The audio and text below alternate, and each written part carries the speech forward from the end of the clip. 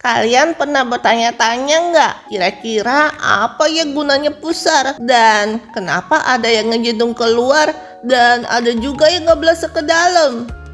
Jadi gini, pusar kita itu adalah bekas luka psikologis dari tali pusar yang kita gunakan dalam kandungan. Setelah lahir, tali pusar kita kan dipotong. Nah, sisanya itu mengering dan lepas sendiri dan jadilah pusar. Nah, setelah lahir sebenarnya pusar kita itu sudah gak ada gunanya lagi. Tapi pusar kita itu bisa jadi penanda orientasi anatomi yang sangat berguna dalam prosedur bedah dan pemetaan organ. Kadang juga bisa jadi akses masuk dalam operasi laparoskopi loh. Terus kenapa kok ada orang yang pusarnya kejedung keluar dan ngeblasek ke dalam? Jadi pusar kita itu kan adalah bekas luka psikologis dari tali pusar yang kita gunakan saat dalam kandungan. Nah, kalau jaringan lukanya itu menutup ke dalam, maka jadilah ngeblasek. Tapi kalau jaringannya itu membentuk jaringan parut dan sedikit terdorong keluar, jadilah ngejendung. Tapi bentuk pusar itu kayak bentuknya telinga dan hidung loh. Bisa bervariasi tergantung sama genetik. Ada juga perdebatan antara para dokter bilangnya, oh itu karena ikatnya dulu terlalu kuat atau terlalu longgar. Tapi semua itu masih dalam perdebatan di antara para dokter, gengs. Dan kalian tahu nggak, kumpulan bakteri di dalam pusar kita atau kita sebut juga dengan mikrobioma itu beda-beda loh setiap pusar.